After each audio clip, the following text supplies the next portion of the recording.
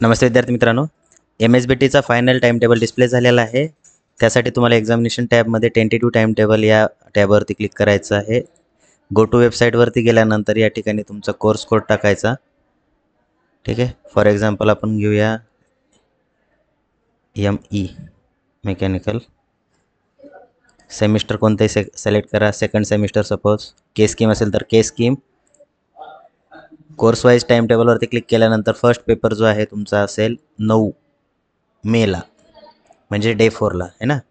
आणि second paper 14 मेला, 17 मेला, 21 मेला, असे हे तुमचे शेड्यूल आहे. ओके. इन केस तुमचा जर बॅकलॉग वगैरे असेल तर बॅकलॉगसाठी काय करणार आहे तुम्ही, तर इथे ब्रँच सिलेक्ट केल्यानंतर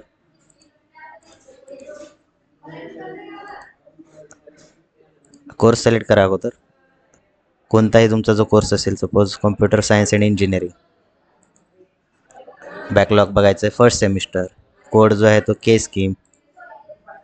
टाइम टेबल है ना. बॅकलॉगचे 2 पेपर जे आहेत ते पहिला पेपर 16ला आणि 20ला. याच्यामध्ये तुम्हाला चेक करायचं आहे की तुमचा टाईम जो स्लॉट आहे मॉर्निंगला आहे की आफ्टरनूनला, आणि काही इन्स्ट्रक्शन्स दिलेले त्या ठिकाणी, त्या इन्स्ट्रक्शन पण बघून घ्यायचे आहेत.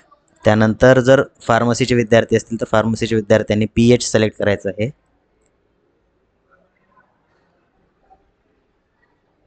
PH म्हणजे फार्मसी.